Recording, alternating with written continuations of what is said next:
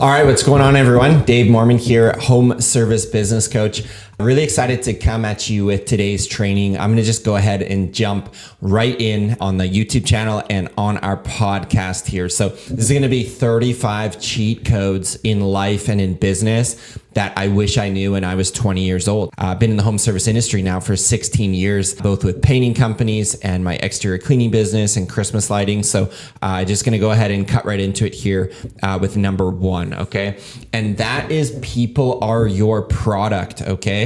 You want to get your hiring right, because when your hiring's done right, your business can run like a well-oiled machine. And those of you listening and watching, you know, if your hiring is not done right, it can turn the business into an absolute nightmare. So you need to understand, with a service business, you don't have a product, right? The people are actually your product. And so I'd encourage you, as you scale up your company, get really intuitive with the fact that you need people to run your business, and you're going to need those people to be competent employees. So whether you go employee, subcontractor, I don't think it really matters. What matters is that the core values that the people you bring on are a match with your values as a business owner. And that we can rabbit hole that all we want, but we're going to just keep it nice and simple right there.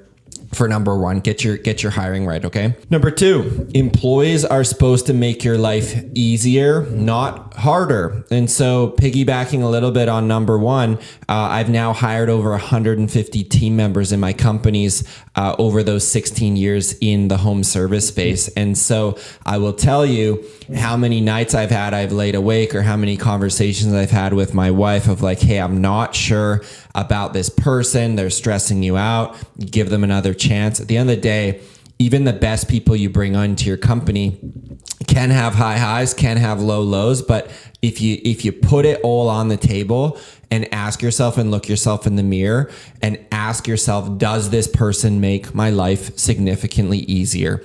And if you're humming and hawing, not sure, there's a good chance they're not the right person on your team. And that may be tough to hear, because I've kept people on my team too long, right? Too many weeks, too many months, and too many years, because we kind of shy away from having those tough conversations. But ask yourself that pointed question: are they making my life easier or not? And if it's not a heck yes, then we've got some work to do and some conversations to have. 3, I love this one. Trust your gut in business. Okay. I had a mentor that told me gut stands for gave up thinking. And so I totally agree. You want to have the data and you want to have a scientific approach. But I do think when you've been in business as long as I have now, 16 years with different businesses, you have to listen to your gut to a degree, right? We don't want to throw caution to the wind and just say, how am I feeling about this person? Oh, they were a little short with me, so I'm going to let them go and trust my gut. I'm not saying that. I'm saying when you start to journey with someone and bring them into your organization, you get a bit of a feel for them on that first interview, that conversion call you have. Maybe you go out and meet at a coffee shop, you bring them in for a working interview. Like, you're going to kind of see things, right? Like, and this isn't like, oh, is their car messy? You can't have them come on. Just like, do they make eye contact with you? Do they show up on time?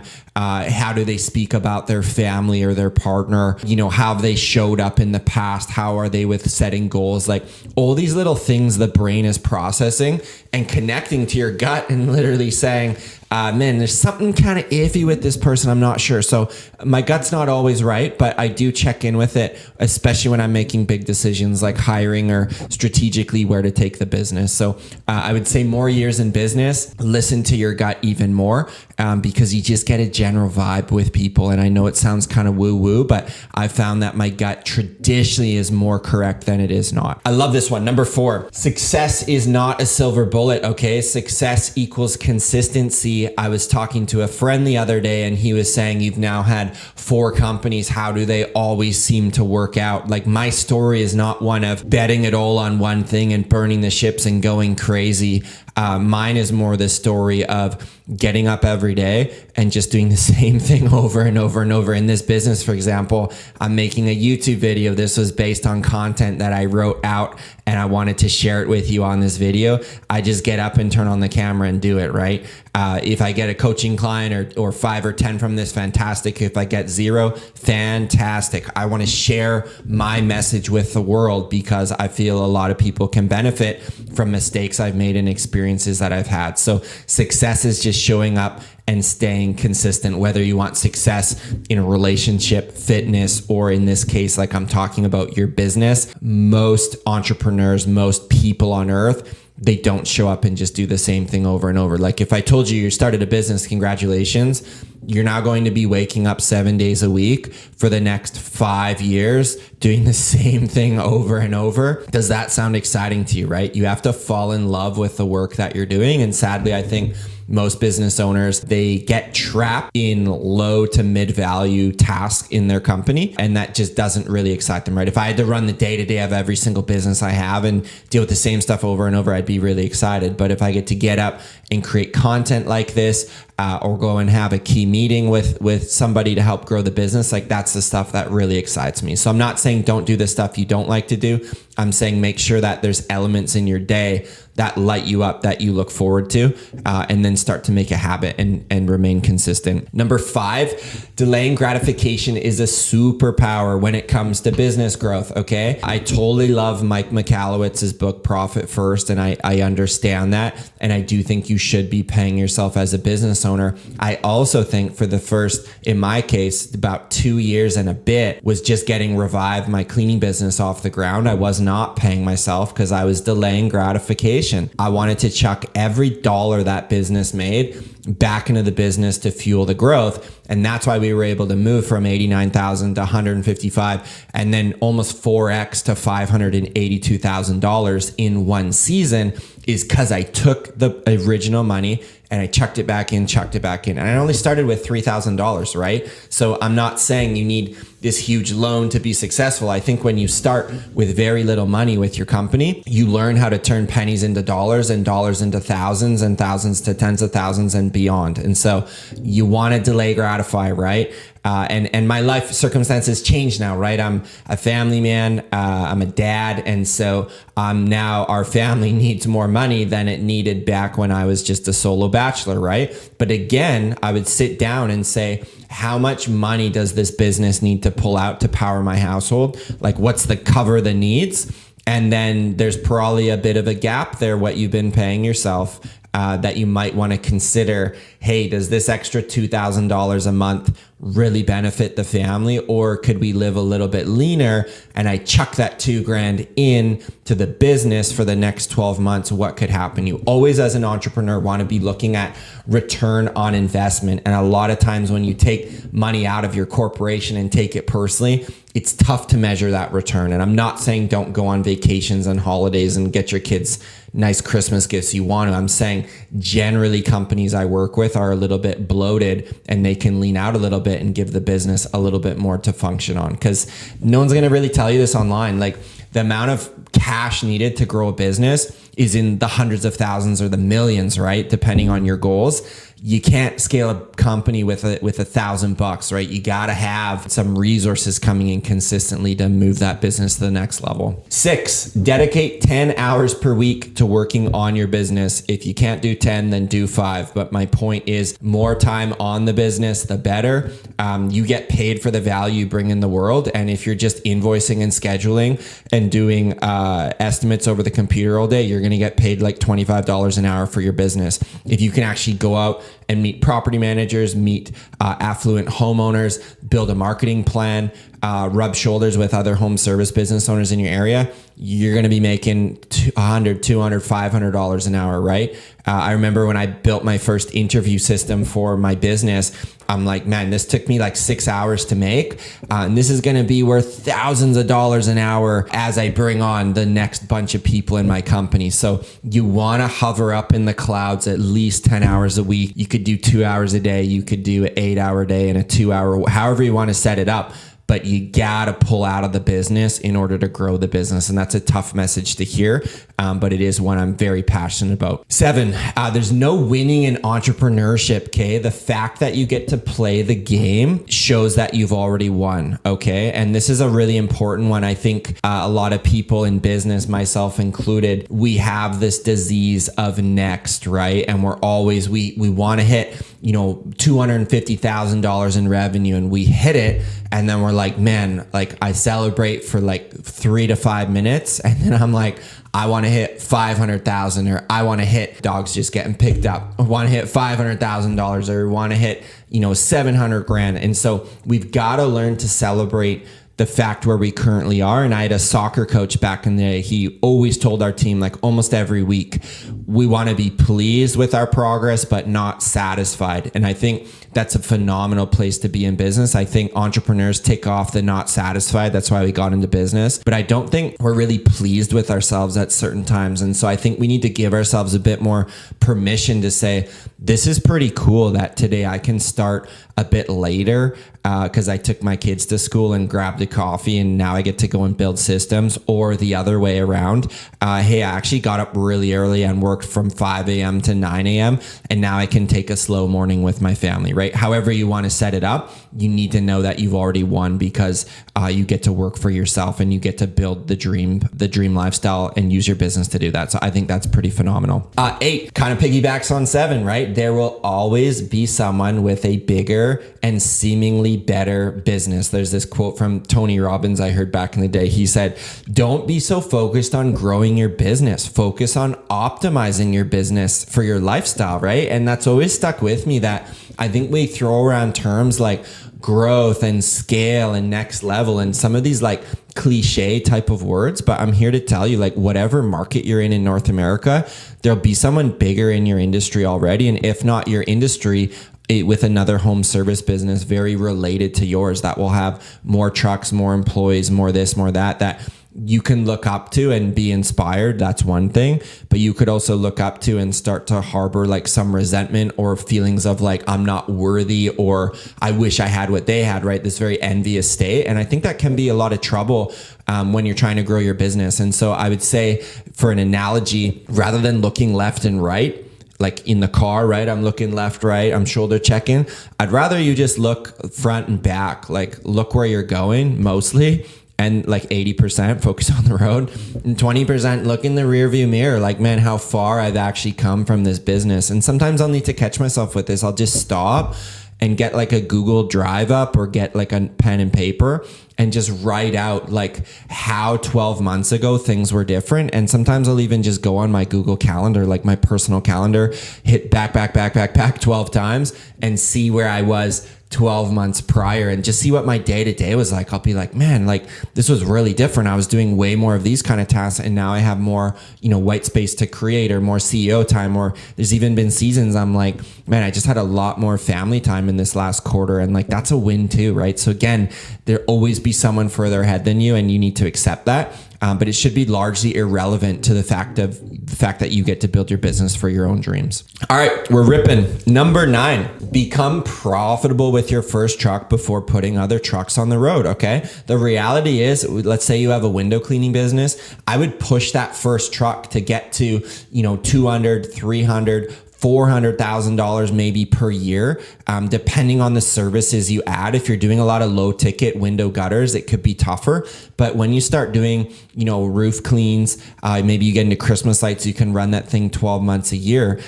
For a crew to be doing $30,000, $40,000 a month is not unrealistic, right? And so that's how I'd be looking at my business is, again, rather than scale and more, I would say optimize. How do we squeeze more? How do we get a better utilization rate out of the current team members that I have? Because here's the reality, everyone. Like, a lot of you would be stoked with a one truck, like $400,000 business, one part-time virtual assistant, 2 technicians to do the work, and you, the owner, as kind of this like do in-person estimates and then oversee your one crew and make a 6-figure plus salary. Like that's a pretty killer deal, right? And some of you might want to go beyond that, but you don't need to add all these different crews. I've heard of companies before, they just add more vans like for the sake of it, and like growth for just growth's sake is absolutely idiotic. And a lot of times we like to go and brag about how many trucks and revenue. I'd be more interested like how many hours a week is your business needing you, the owner, and 2, like what's the positive net free cash flow that the business is kicking off. Like we're not asking those questions, and we should be. 10, take 5 to 10% of your top line revenue and invest it back into growing your brand. in heavy growth years I've had in business, I've been spending about 7% of our top line revenue back into the business. I even caught myself there saying spending. It's actually investing, okay? When things lean out, business owners tend to cut back and play a lot of defense. So they'll cut their marketing budgets, right? And I've been there too myself, right? I've cut paid ad budgets every so often, and that's fine. But I'm talking more, not so much about tactics like, hey, put $2,000 into Google PPC or run this specific ad on Facebook. I'm saying the general mindset should be growing your brand, and that's going to take some dollars to do that, right? You could be more aggressive than 10%. Personally, I think anything lower than 5%, you're just kind of like maintaining where you are. And you need to look at like the economic landscape where we're at in home services too, right? We've come through a number of years where there's just been a massive demand for our stuff. As the economy tightens up, consumer spending tightens up, there's other options of people to hire in the home service space. We need to make sure we're on our game, and we need to make sure that we're educating our customers, because here's the two things that are happening in the space right now. Consumers have more options than ever, and they also are expecting a high level of experience because they're seeing that in other industries, how they do online shopping, how they get food delivered to their door and it's still hot.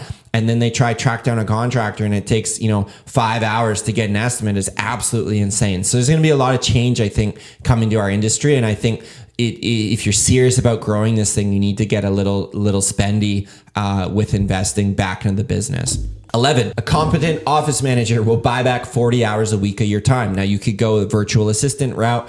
I personally, for my business, chose a local office manager. I won't get into all the reasons for that, but the reality is if you do not have an assistant, you are the assistant. And so it's very important you write down all the administrative tasks you're doing, and you'd be surprised if you audit your actual time from the last month and you're going to say, man, I could actually get someone in for 20 hours a week or 30 hours or 40 hours a week, whatever it is. Just pick a spot. And if you're looking for a number here, look at your overall revenue. If you're running a 200K business, put aside 5 to 7%, right? Put aside 10K, 14K, and look to hire someone part-time to buy back your time. It's not spending, okay? Right now you're paying with your time. You should be paying with your money so that you can go and grow the business to that next level. 12, I love this one.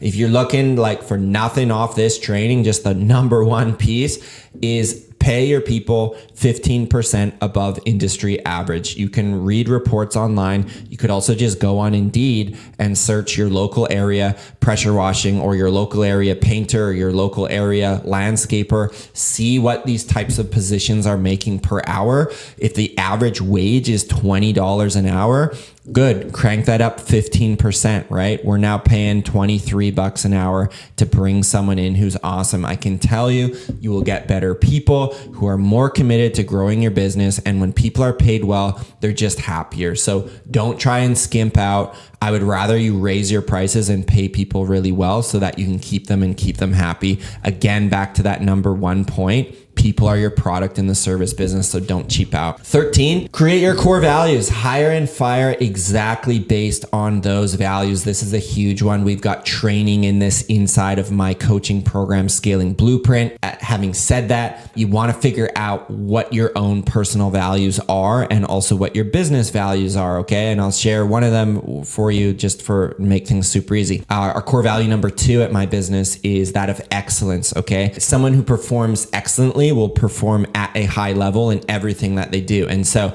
everything from this video, for example, right? You can see it. I think it's well done. It's very clear. It looks good. That is done something of excellence, right? If we just hacked something together and chucked it up, I don't think that would be excellent and that wouldn't fit with the brand and what we're trying to build here. And the same goes for your life, right? If you're showing up sloppy and don't really care, I don't think that's showing up in an excellent way, and you're going to attract those type of people. So you want to define out what are the 3 to 5 core values that I hold personally that I want to extrapolate in my business. When you've got that set up, you can start attracting some great people into your life. And For many years in business, I went without having core values. I never even heard about it. And then I heard about it for like 3 or 4 years and I did nothing. And it wasn't until our big growth year back in 2019 where I said, okay, let's get some legitimate core values created that we can start hiring and firing on, and you get some way better people into your company. 14, attitude over experience. Skills can be coached up. Character cannot. Kind of piggybacking on the core values. The end of the day, because people are your product, that's why I personally chose a cleaning business, because the skill level required is not extremely high. You need to bring someone up for 4 years. No, for us, we can train someone in the space of like 2 to 4 weeks and have them competent and producing and making our business money. Some businesses are not able to do it in that quick of a timeline. So I want to be hiring those skill sets for attitude, look for decent human beings with good character, and then I want to plug them into my system. We have a 24-page training program for my business that we walk people through A to Z, how to get trained up. And that's how we coach up the skill set. But we first need to hire for those attitude fit and the core value fit. 15, almost halfway. Email and text your clients, okay? They are busy and they'll forget about your services. How many companies we've worked with at Home Service Business Coach, one of the first things we ask them, when have you last talked to your current clients? A lot of them have not even been contacted in the last year. Is absolutely crazy. That's an easy lift to your business. Just by emailing out and contacting them, you can have work coming on your schedule. We ran a study recently for my own cleaning business. We've sent out all of 4 emails in the last year. We use Jobber for running our whole business. We've closed over $105,000 of business and counting just from those emails going out. They cost nothing to send out. They took a couple hours to put together a few emails and we send them out and boom, there we go. So really simple way. Doesn't matter the tactic. Again, do I email? Do I text? It doesn't matter. Just get out in front of your customers, send them something at bare minimum quarterly so that they remember who you are and what you do. Because people are just busy and they forget. And where society's going, we're just hiring access to everything and we just forget about stuff. So we want to stay top of mind in that inbox. I love 16 here. Block, schedule your time. It is 100% possible to have a life outside of your business. This is another module I'm passionate about that we teach, is on work-life balance. I know it can be a bit of a misnomer in entrepreneurship and we think, does that even exist? At the end of the day, yes, I think it can. I think you can grow a business. I think you can grow a family. And I think you can stay healthy along the way and do things that you love. I think we're told a message that you need to pick and choose and we need to sacrifice our health in order to first achieve our wealth. I don't believe in that, right? I have a hard cutoff every day at 4 p.m. I don't work on Sundays, and I maybe work a couple hours really early on Saturday. Outside of that, I'll respond to emergencies, but I want my business set up to fuel my lifestyle. I don't want to have my life run around the business. And I've been there. I've been many years having my own personal life run around the business, but I made a conscious decision years ago to say, look, I'm going to set this thing up because I don't want my whole life to be my business, right? And last thing you want on is your tombstone to read, consistently had inbox 0, right? There's always Slacks, emails, texts that there's not time to get back to, and you just got to be okay with that, right? I got the big stuff done today that I wanted to get done. The busy stuff can wait. I'll get to it when I can. 17, don't quit your day job until your side hustle is creating more income than your day job. I don't teach anything that I haven't done. And for me, until my business got over 100 grand in revenue, I wasn't jumping into it full time, right? And again, we did 89, 155. The year I did 582, that was enough proof for me. I pumped 100 grand plus on the bottom line. For me personally, that's where I was like, cool, I don't need to have my other painting business and I can let that go. And I'm going to go all in and focus on the opportunity at Revive. I think some business owners get a little too risky, in my opinion, and say, hey, this thing's kind of working. What if I jumped in full time? I'm more of it to say, hey, prove it to me, like hustle it up a little bit. And this kind of flies in the face of my previous point, but I will say the first 36 months in business is just all in almost all the time. And it's tricky to pull out and have balance. And I think you still can, but it may be some more is required from you in the business to get the airplane off the ground, right? But at the end of the day, if you're so passionate about solving this problem, you'll find ways that you can throw more time into the business, right? Maybe instead of going out with the boys twice a week, you see the boys once every 2 weeks, because you use those other 3 sessions to pump some systems in your business, right? I'm not just giving you an example of what's potentially possible. 18, if you want to get paid more, solve higher level problems, right? In a cleaning space, let's say you're going out and doing the cleaning, right? That's great. You put a smile on Mary Smith's face because you cleaned her windows and her gutters. That's great. But how would you get paid at a higher level is if you created, let's say, 2 different cleaning teams that could go out and work for 2 Mary Smiths at the same time. And you could spend your time growing the business and spreading around the brand message, right? That's a higher level problem because now the cleaning got done without you, the owner, being there.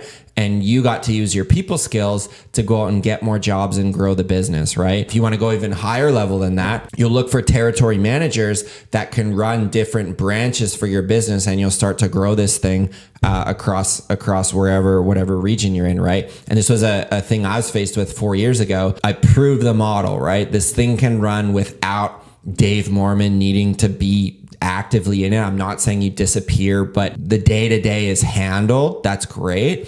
And it was like, do I franchise this and go for it? Or what I chose is behind me, a home service business model saying, hey, we're going to license out our intellectual property, all our systems. I'm going to hold your hand with our team and help you plug this into your business. More of a licensing deal. That's what we chose to do rather than, hey, you're going to pay royalty fees for forever. Most of our clients stay with us for about 2 years to put all these systems in their business and blow it up, and then they'll head out on their own or they'll move to the next level or do whatever. I just don't really love that franchise model, and I made content about this. But at the end of the day, solve higher level problems, you're gonna get paid more. I love 19. Again, I do this, I preach it, I do it. Invest in your own personal growth, okay?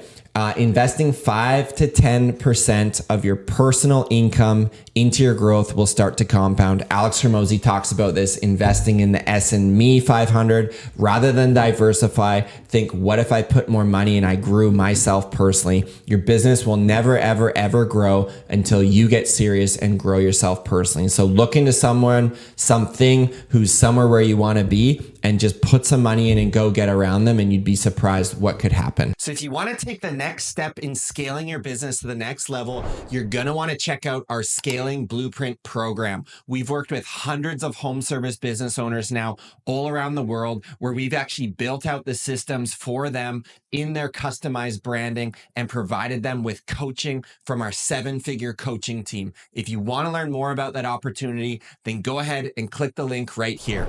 Now let's get back to the episode. All right, and here we go with number 20. The best business is the one you stick with. I think it's really hard today to have that shiny object syndrome as entrepreneurs, right? We see something online or a new cool business, or we get a sponsored ad sent to us and we start going down this rabbit hole. I think it's really important that we start talking more about focus with entrepreneurship and get really focused on doing one thing, right? For me in entrepreneurship, it's always taken me about 4 years to actually get something off the ground, have proof of concept, get it running profitably before I can start to look to do that next thing. So have some discipline and start thinking about, hey, the grass is actually greenest where I water it. And ask yourself the question, like, what would happen if I went all in on this business for the next 3 years or the next 5 years? Like, what would be possible? Because it's that quote of, we overestimate what we can do in a year, we underestimate what we can do in 5 or 10 years. So start stretching out that time horizon. I think you'd be pretty amazed of what's going to be possible. 21, you can pay great people $25 to $50 an hour to run the day-to-day of your business. This hit me like a ton of bricks years ago when my mentor told me this. I was working on the business, but I was still getting pulled to do some things in the day-to-day. He just said, man, why don't you pay people, at the time it was 20 to 40 bucks an hour, and I've adjusted now with some inflation. But you can get people to go out and do the field work for 20, 25, 30, $35 an hour. You can find someone great in the office for 20, 25, $30 an hour. You can find great salespeople for $30 to $50 an hour. And there's your company running, right? It's not super difficult. Like the path forward, it's that quote of like, business would be easy if not for the people, right? People cause issues in the business. They also get the business to run. So you've got to like learn people skills and learn leadership skills pretty quickly. But the problem is when owners get stuck working for $30 an hour in their business, if you do that for 2,000 hours, which is, 40 hours in a week, 8 hours a day, you're literally you're making 60 grand a year, right? And that's like not enough money, I think, to be risking it every day, running your own business. So like start to level up and pay some people to take some things off your plate. This piggybacks number 22. If you want to stay super stuck as a business owner, continue to complete $30 an hour tasks. That's just like the spot that so many owners cap themselves out at, is staying stuck doing these things on the day to day. Like I think a lot of you listening right now, if you looked at an 8-hour day, I would wager that 5 to 6 hours of that time is done doing $30 an hour tasks or lower in your business. And how you know this is you just go on Indeed and say, what would I have to pay someone to take this thing off my plate? And it's Dan Martell that says in his training, you should get everything off your plate except for 2 things: spending time with the people that you love, and then the work that only you can do. So if only you can do the window cleaning, like in your whole market, only you, which is like not true, then you should go and do it, right? But think of that highest level task. Like what's the best thing you offer to the business? Maybe that's going and meeting property managers, right? We did a almost $70,000 job this year that we got from a property manager, right? It was going out to meet that property manager and we line up a $70,000 cleaning contract. That's high level work, right? That's where the business owner, where the key people in the business should be moving to, is those big high level tasks. You're not going to build $1 million business doing $30 an hour tasks. 23, door knocking is a superpower. The ability to get rejected and move to the next door will build character. Again, been there, done that. I tabulated up. I think I've knocked on over 4,000 doors throughout my career. I did a lot through college, selling my student painting services, selling free estimates. Additionally, all those door knockings, I did over 3,000 estimates in home, meeting customers, having dogs on lap, having a baby throw up on you, like literally everything. And that's where character is actually built, is in those situations of getting people saying F you, door slammed in your face. I developed this thick skin that I don't care what people think about me. And I think that's just why I turn on these videos and just go, usually in one take, is because I don't really care if I trip over my words. Like those of you that have watched thus far over 30 minutes or listened over 30 minutes, you're probably resonating or learning something that I'm saying. And like me, don't like me, it's irrelevant to the fact that I've got to get my message out into the world, because I think it can help a lot of contractors that are struggling in their business. So look at door knocking. Don't turn your nose up to it, especially if you're high on time right now and low on money. Like grow a pair of balls and go and knock on some doors and see what happens. 24, love this one. Entrepreneurship isn't sexy.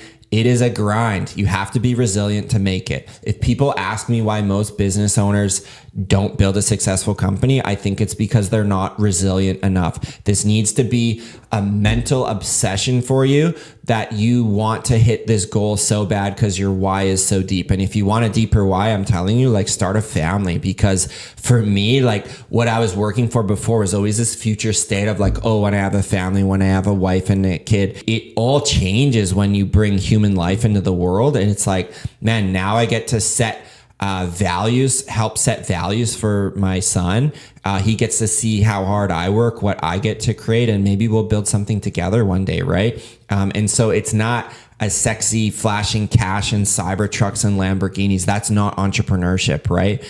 Any like tangible material thing my business has got me, personally, my style, I just don't show it off on social media, because it's like, I don't want to attract clients because I'm driving a nice car, have a nice house. Like I don't want that message put out there, because that's not why I did it, right? Attracting material things is just a byproduct of creating value to the world. And in our case, I've built successful companies and I've now implemented systems in over 300 companies across North America. Like, that's created a good income for me and my family, but I don't want to go show that off and say that's why I did it. The money is the byproduct of the value that you create. So, I think entrepreneurship flips it around because it's sexy and clickbaity for marketing, but I would rather just lead with a strong message and the right people will come into my world. 25, focus on profitability, not revenue growth. Okay. You're running a home service business. What's a good profit level? If you're an owner operator, you should be putting like 40% profit, like run the business on 60%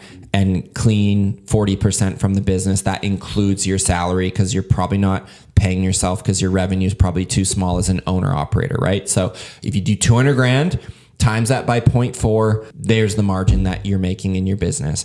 If you're running more of a scaled up model with an office manager, with someone to go sell for you, potentially a production manager, a bunch of crews, 20% is a great mark to shoot for. Even 15, I would say, is acceptable in heavy growth years, because you might have heard my previous point. We got to put more money back in the business. I'd rather you like make 20% profit and take 5 of that. And let's say that's like 25K, and like, boom, you throw it back into the business, or ask, like, rather than it sitting in a checking account, how could this 25 grand return 250 grand for me, right? And it's probably not buying a new truck. It's probably investing in your own learning and growth. It's probably putting it into marketing to grow the business. These are ways I always look at, like, won't go too far down this, but how can $1 going in, does that grow my revenue, right? And in our case, like, we don't have a physical headquarters yet because it doesn't grow revenue, right? I'd be $6,000 a month to get a headquarters with a bit of parking, an office, a warehouse. We do the whole thing in our business for $2,600 every month. Office, detached storage units. That's how we roll, right? Because it doesn't grow revenue to have a headquarters. So I've said for now, like, no, we're going to keep growing the business. So really important. Look at the bottom line. Most business owners don't. They don't know the numbers. They don't know the score. They're literally showing up playing basketball every day and they never look at the scoreboard. So start looking the numbers square in the eye if you want to make a change. 26. I've said this a lot. I'll say it again. Your technical skills won't make you wealthy. You're in the sales and marketing business. Whatever trades business you have on earth right now, let's say you own a painting business, you technically right now own a sales and marketing, a customer service business that happens to provide painting, or put another way, in 2025, you run a media company that is in the public eye that happens to paint houses, right? And I'm saying this in a world of creating content and growing your brand online. We surveyed a lot of the companies we're working with when they come in. They've not done any brand photos for their business, like, ever. We're like, go pay $500, get a local photographer, get your brand photos. That's a great start for content that most business owners don't do. So it's a great place to start. Let's forget about the technical for a little bit. We don't teach any technical in our program purposely, because usually owners have that on lockdown. It's the sales and the marketing and the systems of their business that they need help with. So put your focus on those sales, marketing, and systems in your business, and the thing's going to grow. 27, don't try and do everything in your business, okay? Build up your people, and your people build the business. Richard Branson originally said that, build the people and the people build the business. It changes the furniture around in the brain for how we approach our business, because we usually think, I got 8 hours, I got to go like the Energizer Bunny and get all this stuff done. Like, what if we just pressed pause and said, what are the tasks getting done, and could I look to bring someone in that I could take these tasks off my plate? Okay. Again, it all depends what you want. Like, if you really enjoy the day to day, continue on with that. But I'm guessing you're on this channel because you want to learn something about thinking about your business different so you can move it to the next level. For me, it's not so much revenue and profit, although I measure that. It's more, am I working on stuff that lights me up? And 2, am I in a state of momentum that I'm moving the thing to the next level? For me, if I get into operator mode, I get really bored really quick. I got to be like, I'm a great startup entrepreneur and get stuff going. That's really what I love to do.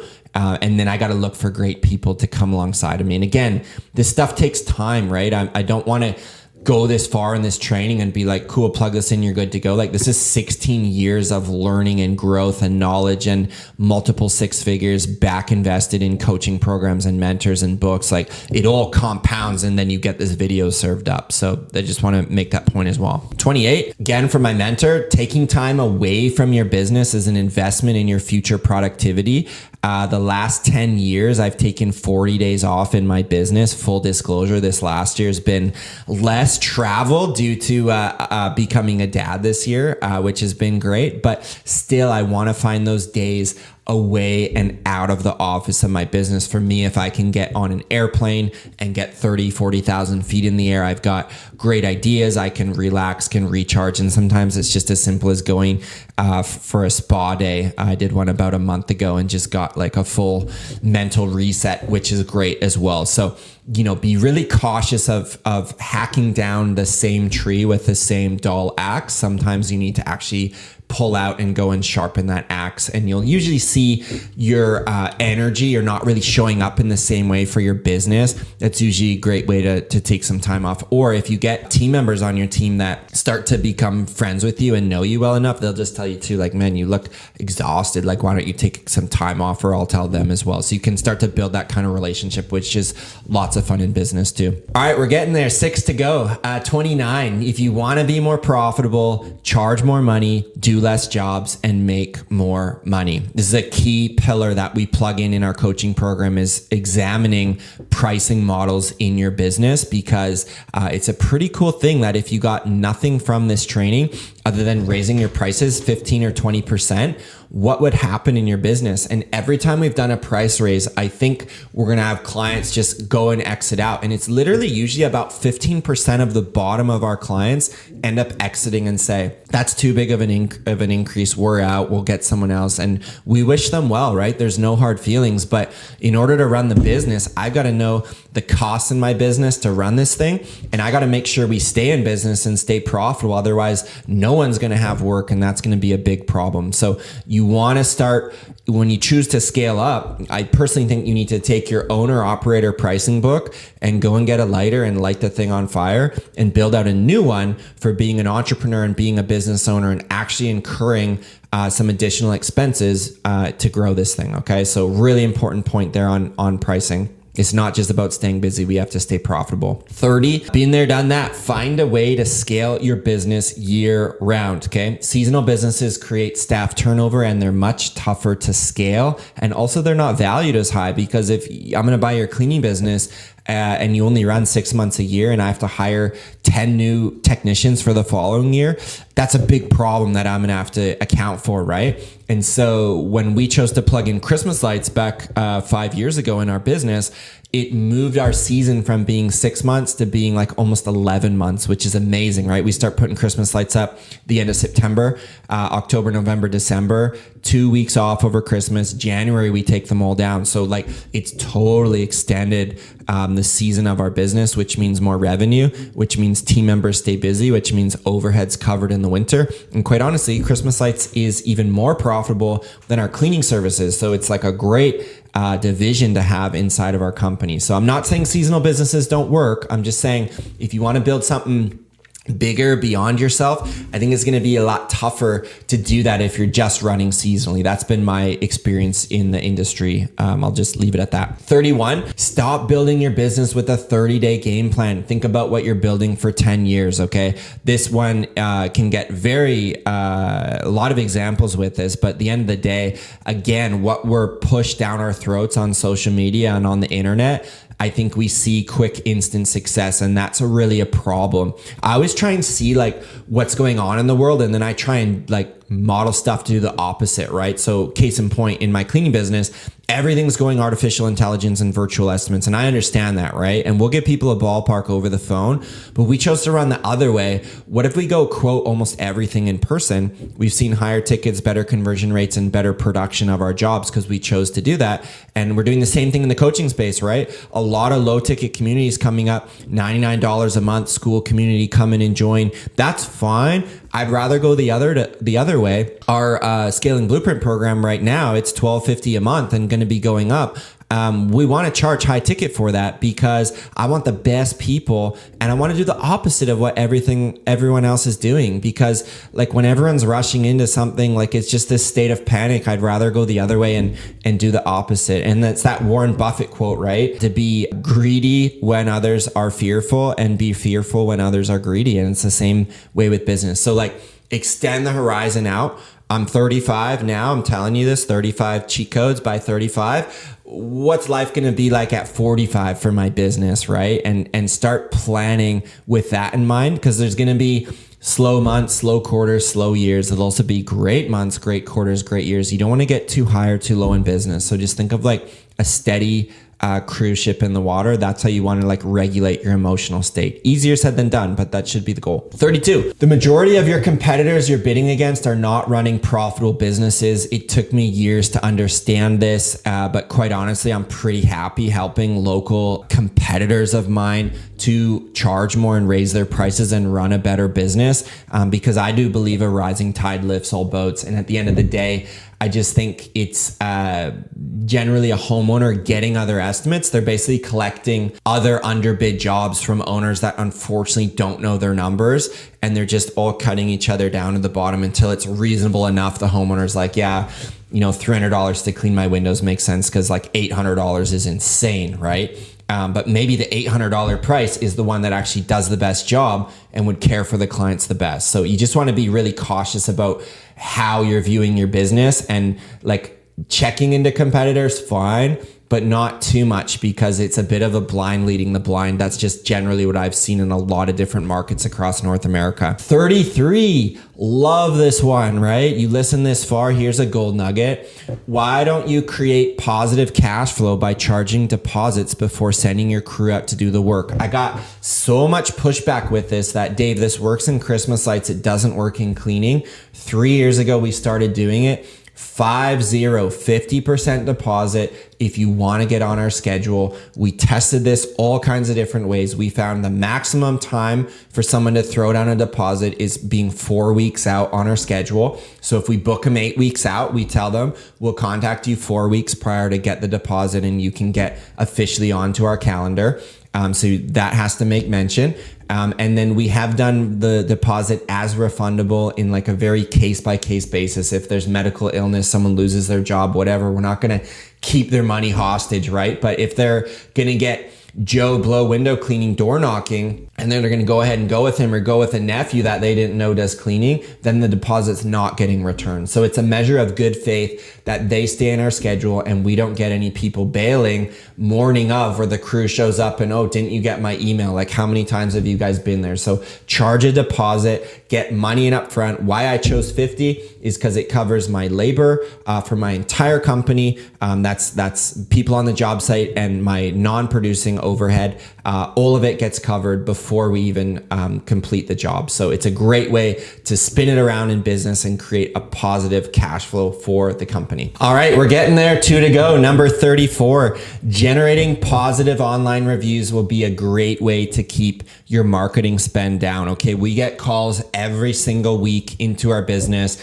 People find us on Google and they call in and they want to get their problem solved. Okay, what Google is doing is basically showing your online portfolio to the entire world. And in a world that's becoming more individualized, this is a really important thing because people just aren't really seeing their neighbors in passing anymore, right? I'll occasionally wave to my neighbor when we're both taking our trash out, but like, people get weirded out, like hanging out like they used to, or going over to crack a beer. Like, people are just kind of living in their own bubbles now. And it's not good or bad. I'm not going to get into that. It's just, it's a state of how it is. And so I think your business needs to adjust. So when people are looking for stuff, they're searching on Google.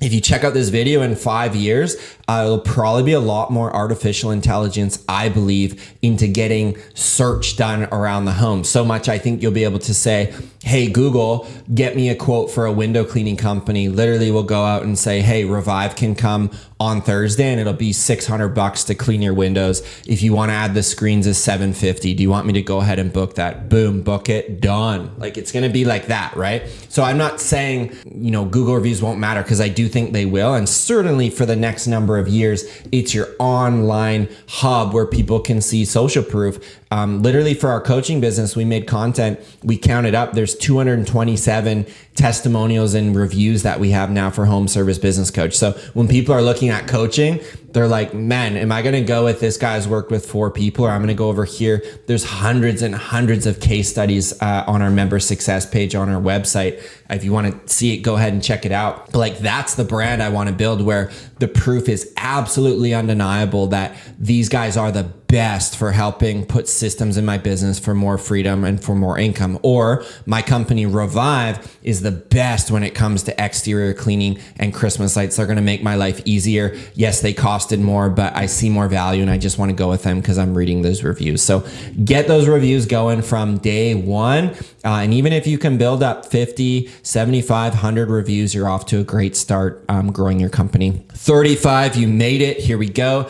Is be patient with the process, okay? Overnight success doesn't exist. Slow and steady wins the race. This is not a sexy message, but I believe this is one that is literally rooted in my journey, right? It wasn't like I grew this business from nothing to 100K a month and did it overnight. Like, no, it took me like 5, 6, 7, 8 years growing this thing, hiring people, making all kinds of mistakes, underbidding jobs, having employees quit, vehicles getting in accidents, lawsuits, property damage for insurance. Like, I have one of my best performing social posts is like just me sounding off on like all the mistakes I've had in business, and people will comment every time we share. It's like, I feel a lot better about myself after reading that, right? It's just, after you do 5,000 jobs in home services, there's going to be 50 or 100 situations where stuff just happened that you've got to figure out, right? And they're on varying degrees of magnitude. It's not good or bad. It just is what it is. And I've chosen